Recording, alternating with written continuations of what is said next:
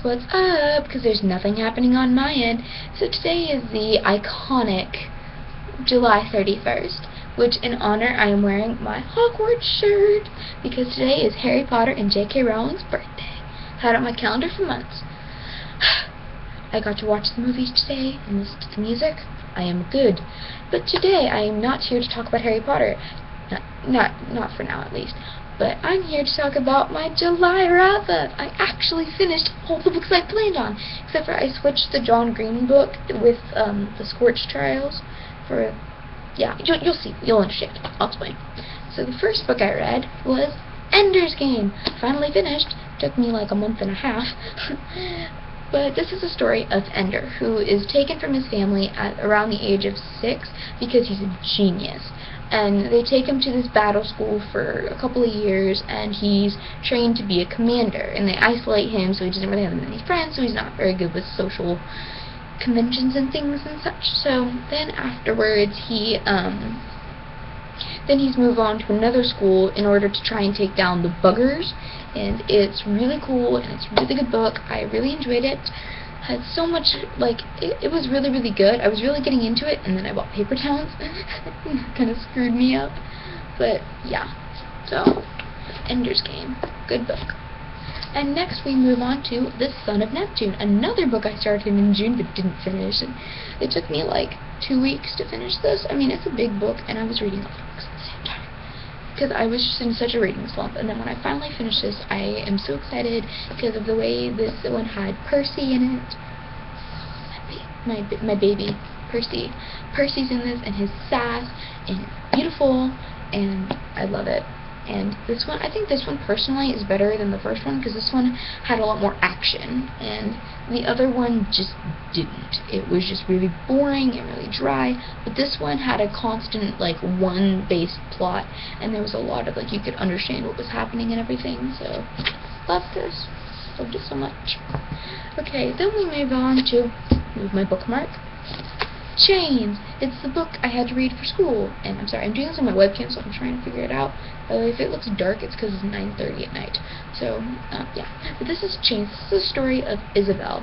She is a slave girl during the Revolutionary War. Her owner passes on, and her owner's son-in-law or niece or something like that sells her to a very rich royalist family, and then they are moved from their Rhode Island home to New York City.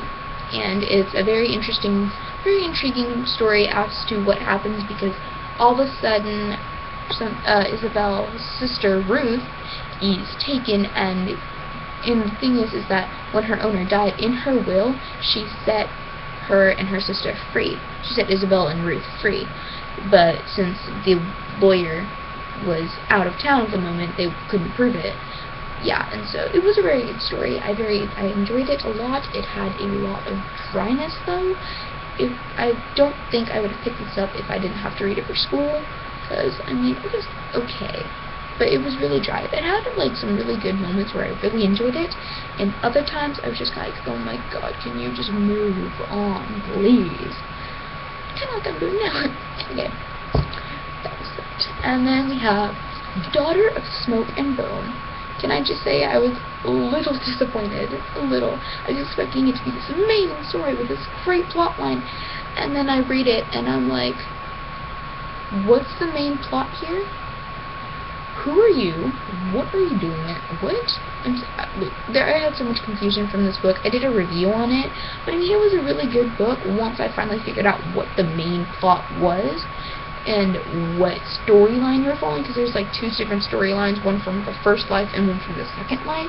It's complicated. If you read the book, you understand. But it's really good. I really did enjoy it. I kind of got a little, like, really confused, especially when, like, with the names at some points, because the main character's name is Karu, and I didn't exactly know how to pronounce it exactly until I asked my friend who read the book, and she's like, I'm pretty sure it's pronounced Karu, because I don't know. But it was good. I did enjoy it. Go check out my review for it, because I don't feel like reviewing it. Okay, and then we have, last but not least, The Scorch Trials. this is the second book in the Maze Runner series. This picks up right where the second book left off, where they're left in the dormitories, and then it's weird, and these things happen, and I don't want to spoil the series for you, so I'm just going to summarize the Maze Runner. So the Maze Runner is a, sorry, my hair's just all in my face today, but the Maze Runner is a wonderful book about, you know, this cover, and there we go. There's the Maze Runner. It's the story of Thomas, his memory is completely wiped. All he can remember is his name. He wakes up in this box, in this dark box that's shooting upwards.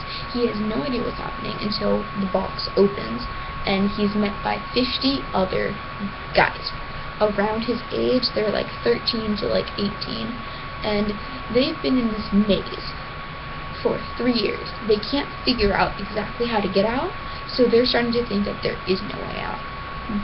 But then usually there's a new person end up every month, but when Thomas shows up, things start going crazy. He's the only one to survive the night out in the maze, because these things called breathers can kill you. It's a very, very intriguing novel. Sometimes it can get a little confusing, sometimes, but it's only a little. Only with the vocabulary they use, because it's like, they use alternatives for swear words, so they have like clunk and shuck, and if you read the book, you know what I'm talking about. It does have some points in time where it's a little rocky on the plot line, but it is a very thrilling tale, and I really enjoyed it. And I enjoyed the second book, and I'm really excited for the film, because Dylan O'Brien and Thomas Brody Sangster, they make me so happy. I'm sorry, I'm like fixing my hair. Okay. Yeah, so screw it. In my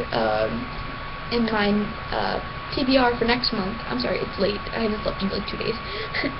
My TBR for next month will be up either after this one or tomorrow, depending on if I fall asleep or not.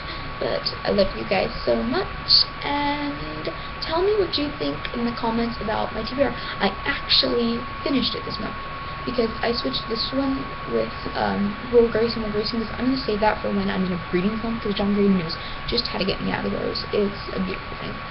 So, I love you guys so much, and bye!